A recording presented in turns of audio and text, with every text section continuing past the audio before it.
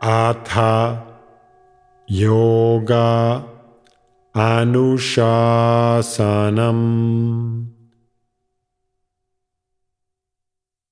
Namaste. Welcome to Unravel the Thread, a podcast for people who want to apply the Yoga Sutras to yoga practice and to life today.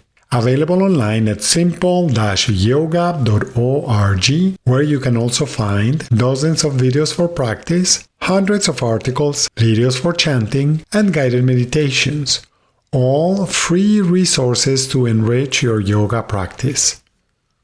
I am Ruben Vasquez, your companion on this journey of exploration. I am grateful for your comments and questions. It really makes my day to know that Unravel the Thread is making a difference in your practice and in your life. This podcast presents excerpts from the book Unravel the Thread, the complete guide for living the Yoga Sutras today. It also offers practices inspired by the Yoga Sutras of Patanjali. If you love the podcast and want to support my work as an independent content creator, on the simple-yoga.org website, you can easily donate to keep the podcast going. Today, we will explore sensitivity and feedback. When we think about yoga as an organic progression toward expanding our awareness, we realize that more than a philosophy or a lifestyle, yoga is a lifelong journey of exploration and discovery. In this context, the idea of range of awareness offers us a variety of ways of directing our exploration. In other words, we expand our sensitivity and curiosity to experience the richness of life and all that it can teach us, not only about the experiences themselves, but also, and perhaps more importantly, about the nature of existence and our role in it, as Patanjali indicates in Sutras 218 and in Sutras 313 and 314. As we grow in awareness, we are more likely to recognize our tendencies when they manifest and how they manifest. This is a process in which we first become aware of the effects of our tendencies, often without connecting the effects of the action triggered by our tendency. For example, our tendency may be to underestimate how long it will take us to get from one place to another.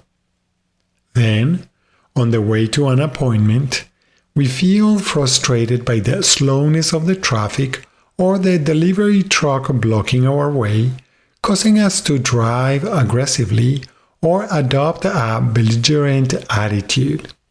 If we are late for our appointment, we may blame the traffic or other drivers for our tardiness, not considering that it may have been the result of our tendency to underestimate time, leading us not to allow enough time to reach our destination.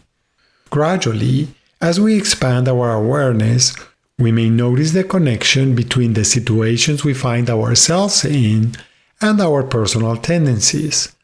In our example, as we begin to feel irritation or frustration on the way to our meeting, it may become evident that some of our actions and choices have a direct impact on our tardiness.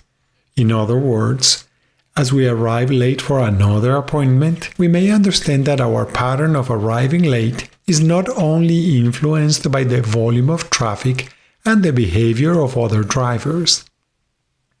Thus, our awareness creates an opening to understand that there are other options available to us, such as leaving with extra time, to ensure that we arrive on time, thereby showing respect for the other person's time and their commitments.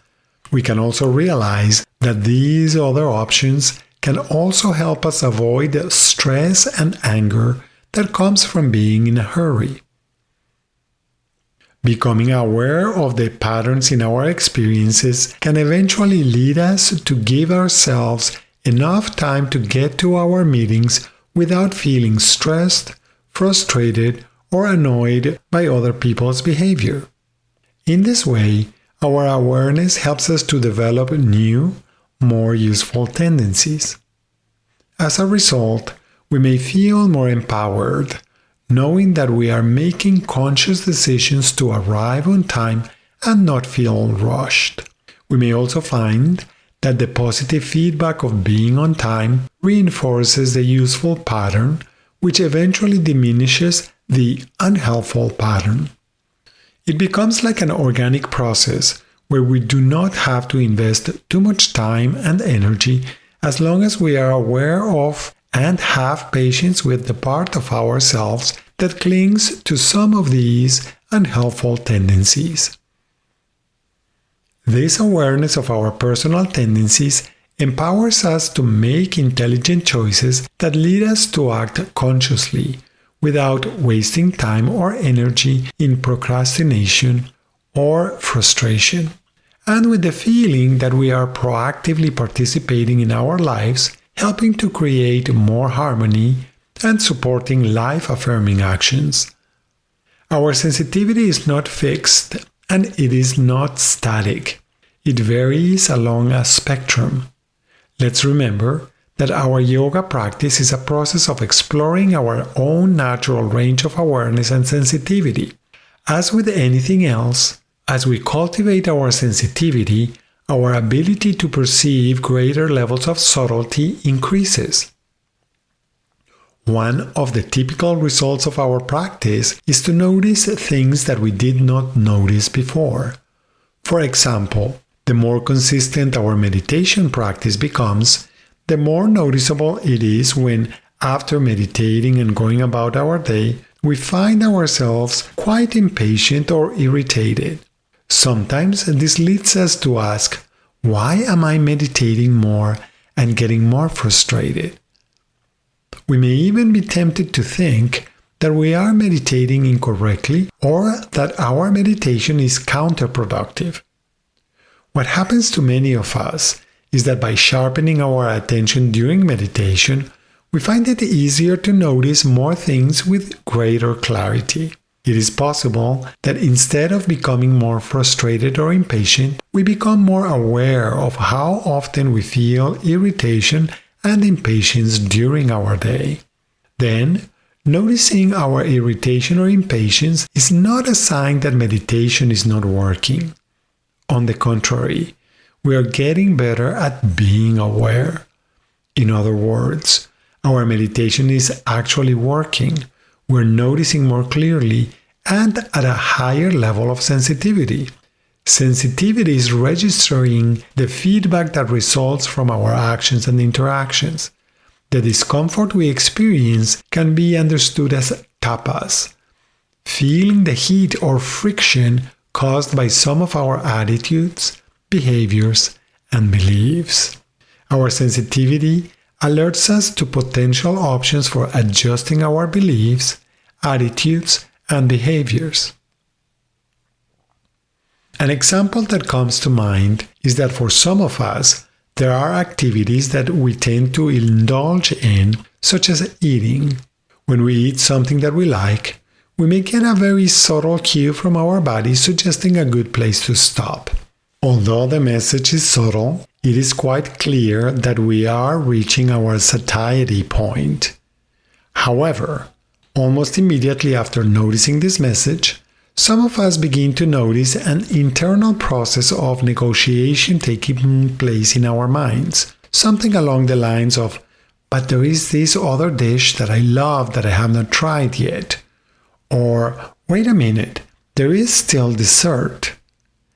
A part of us sometimes tries to come up with clever reasons to override the satiety feedback we receive.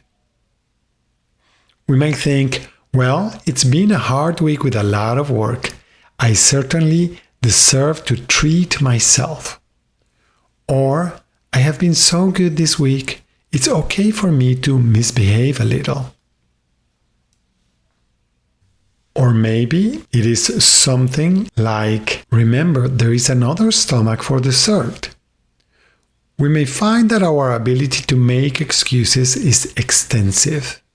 A beautiful thing to understand is that the message we receive is always in our best interest and never contradicts pure common sense, nor does it forbid us to override it. We are free to make whatever choices we wish, and of course, we will experience the effects of our choices. When we pay attention to this process, we witness an internal conflict emerging as friction between common sense and our ways of being. This is the basis of our yoga practice. This is exactly how we learn to modulate our ways of being.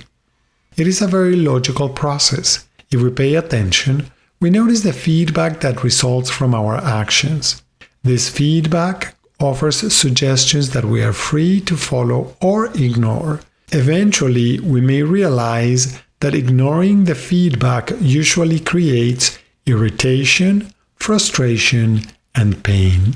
Becoming aware of how this process plays out in our daily activities helps us to more easily notice our tendencies and their usefulness or unhelpfulness.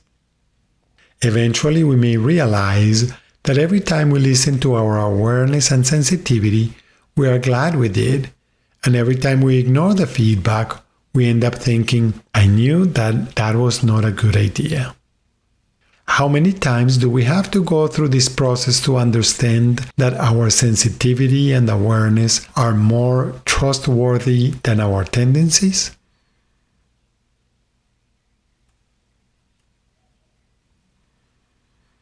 If the distinction between common sense feedback and our preferences is not clear, we can always stop and feel. We may find that our minds are caught up in the blurry boundaries between what we think we need and what we want. If we think about how the economies of many countries are currently structured, it may not be difficult to understand that our societies, like individuals, develop tendencies. For example, economies based on consumption often tend to create confusion between what we need and what we want. Becoming aware of our societal tendencies can make it easier for us to notice when we are told that we really need something that we do not really need. We can also become aware of the marketing campaigns that tell us, you deserve this, you want that. Are you noticing changes in your sensitivity?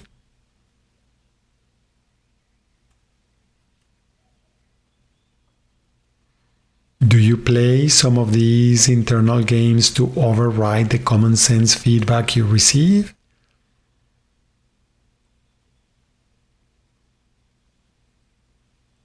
Which do you trust more, the feedback sensitivity loop or your inner tendencies?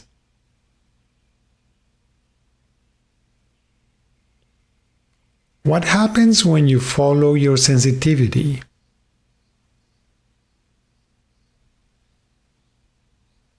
What happens when you follow your tendencies? Do you recognize any of these tendencies in yourself?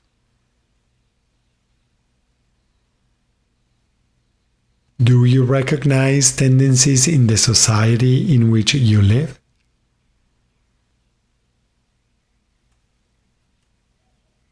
Thank you very much for listening. I hope that your exploration this week is enjoyable and that you will listen to the next episode to continue learning more simple and effective techniques. Please be aware that we're taking a break for a few weeks to get more content ready for the podcast. Remember, if you have any questions when trying to apply these ideas, do not hesitate to contact me through my website, simple-yoga.org. If Unravel the Thread is part of your day and you feel generous, I would appreciate it if you could support my work by subscribing, liking, and sharing. These are zero-cost ways of supporting my work. If it is possible for you, you may also support my work by offering a donation at simple-yoga.org. Thank you.